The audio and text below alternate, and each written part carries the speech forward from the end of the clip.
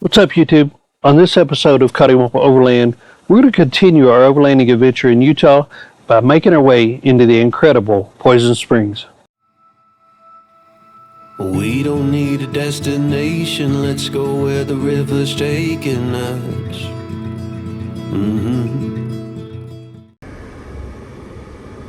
We left you on the last episode. We had made it to the cool little town of Hanksville, Utah.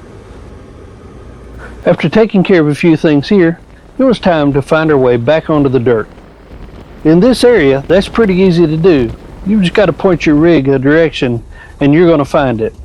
But the plan for us was to hit a place that we had wanted to do for several different years, just never had an opportunity to do it, and this was the perfect time. We were going to be hitting the Poison Springs Trail. According to our friends at Trails Off-road, this trail is rated a 3 out of 10 and should take you about 5 hours to do. Now what we found, as it looks like they've had some recent rain, since any trail maintenance had been done, this trail is going to take us quite a bit more time than just the 5 hours. A good portion of this trail follows a wash. Now you're in and out of the wash, and a lot of times you're just driving up or down the wash.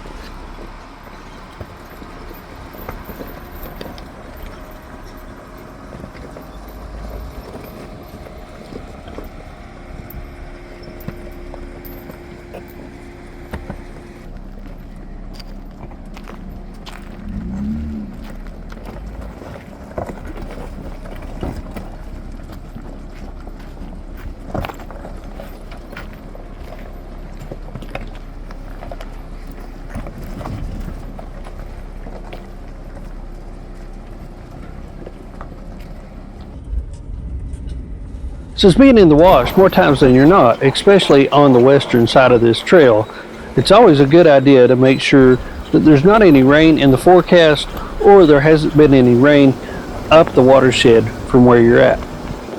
We made sure to check all of this out before we started making our way down this trail.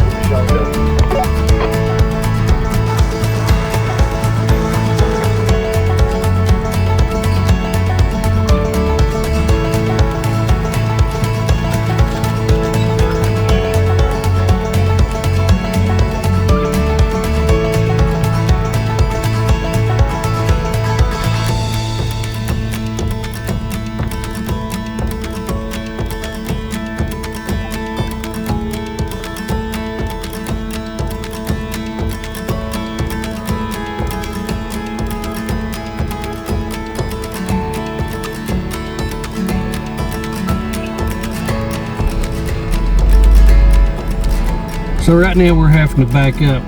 We ran on a place on this road that the road's washed out about a 3-foot drop off. So we're having to back up a little bit and hit the left side over here where we can go around it.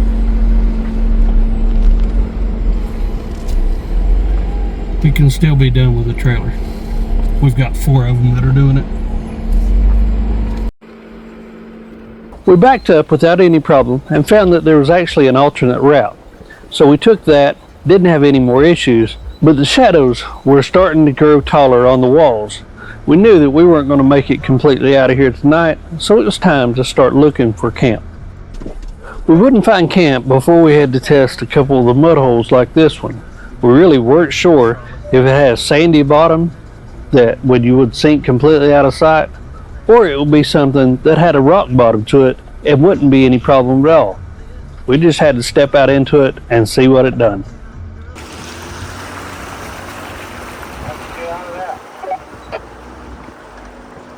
ease right through it. It's got a bottom. It's fine.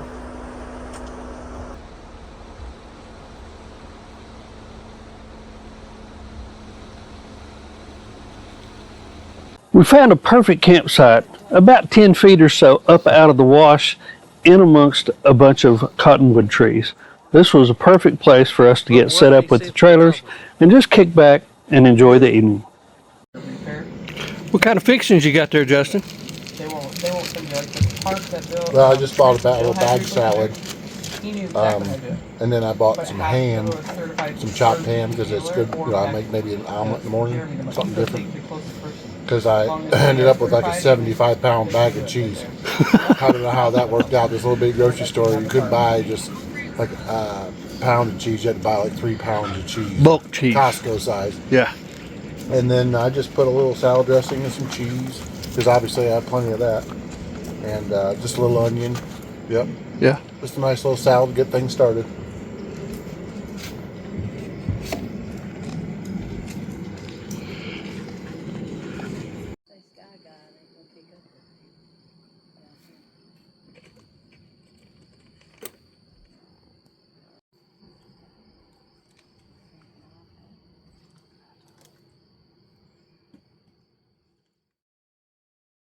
We're gonna come over here. JoJo's cooking pancakes this morning, and there's been quite a bit of controversy here at camp on how to cook a proper pancake. So she's been elected this morning to do that. So this is her pancakes this morning. Is there a skillet on him? And Bill and I would rather have a little more skillet on it, but everybody thinks it's just that little golden brown. They do smell good, so I'll give them that. They smell wonderful, but I don't know. How do they taste? Teddy, how does it taste? Like a pancake. Tastes like a pancake. All right. Fair enough. Fair enough. Right. Fair enough. Deb, are them cooked properly? Yep. Yeah? Perfect. Spongy? Allows the syrup to melt right in there? Yep. They're very good. Okay. Well, if Deb approves, then they must have been cooked correctly.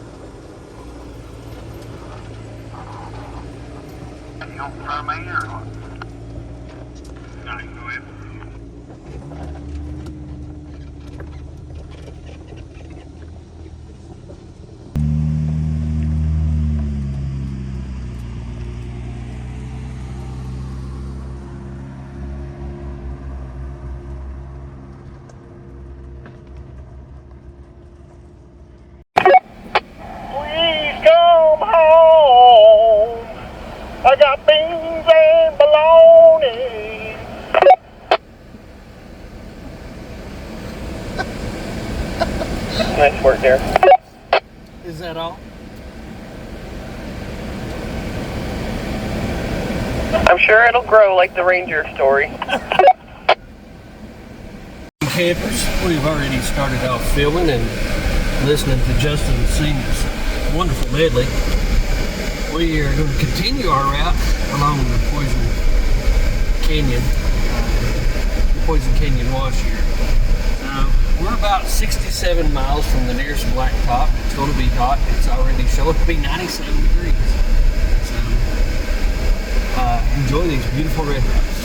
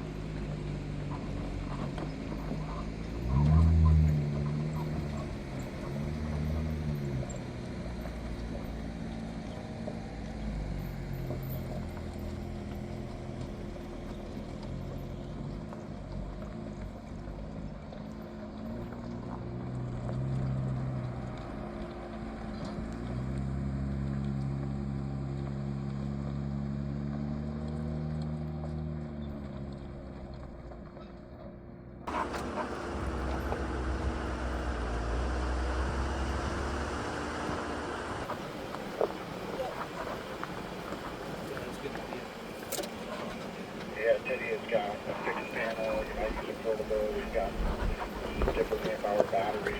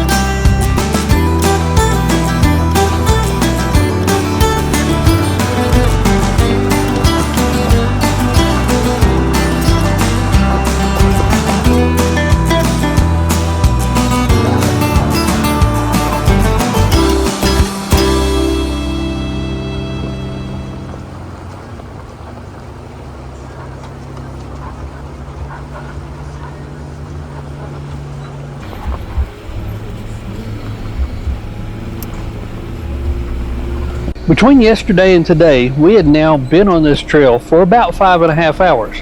We were only about at the 15-mile mark where you cross over the scenic ridge and look down at the river.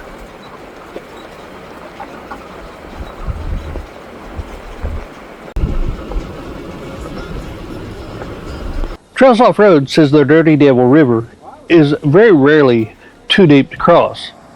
It was not hardly existent at all when we passed, but it's always a good idea to check the river gauge just to make sure that it's not too deep for you to cross. This would certainly be a long way in just to have to turn around because you didn't know how deep the water was.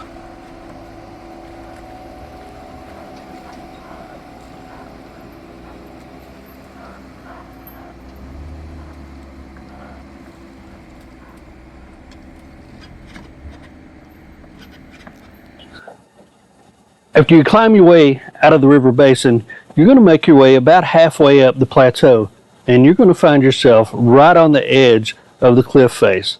While the views down in the canyon were incredible, this gives you a whole new perspective, and you can see not only above you, but down below into the river basin as well.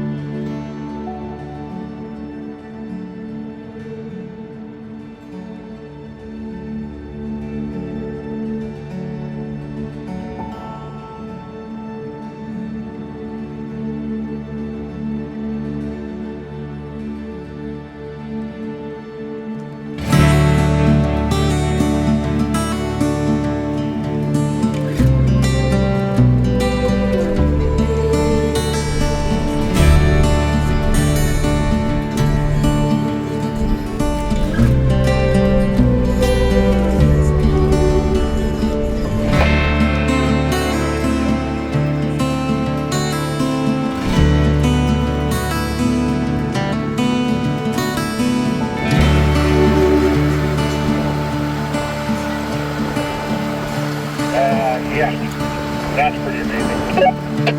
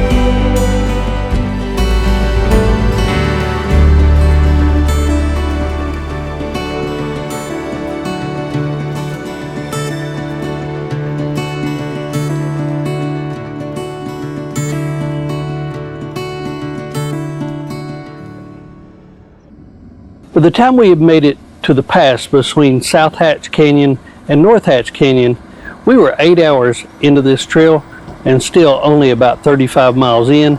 We had another 6 to go, but the views and the scenery around made it all completely worth it. We'd absolutely do it again. Just like always, the video doesn't do it justice. You can't tell it here, but this is pretty steep coming over the South Hatch side of the canyon. It's completely doable, even with the trailer. You just have to take your time and watch your lights.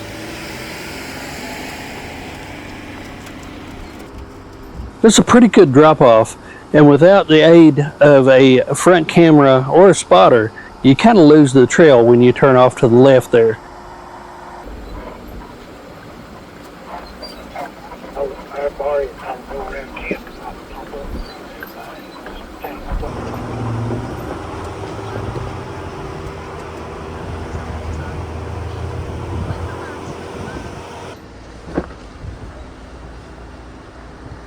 As we continued east on out the trail, we made our final descent on down toward the Flint Trail.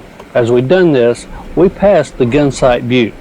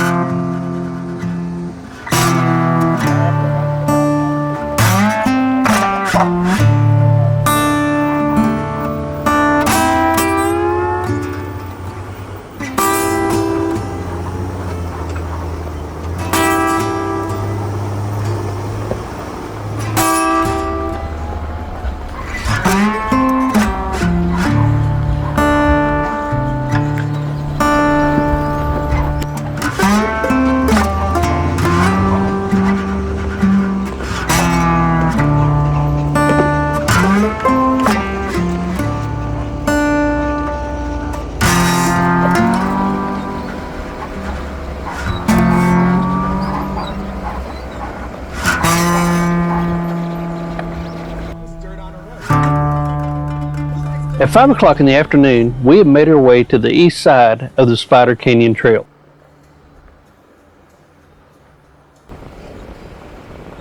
This is where it intersects with the Flint Trail. Now you can go left on the Flint Trail and go into the Canyonlands National Park, or you can turn right and go back towards Highway 95, which is what we did.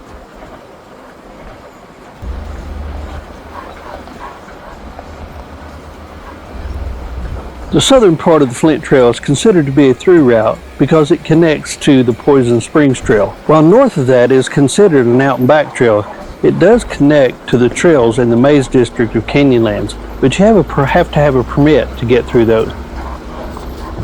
This area reminds me a lot of a couple different places, Monument Valley and also the southern end of the Lockhart Basin.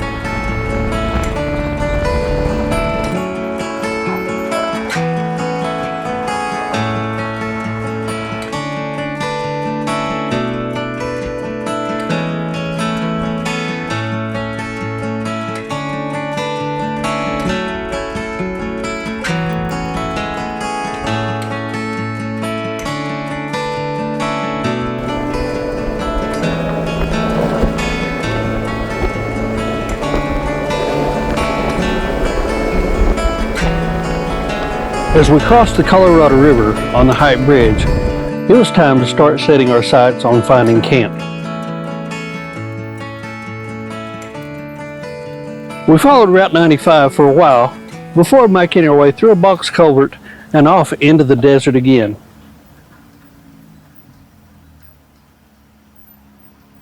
Not too far off of this road, we found a really cool place to call camp for the night.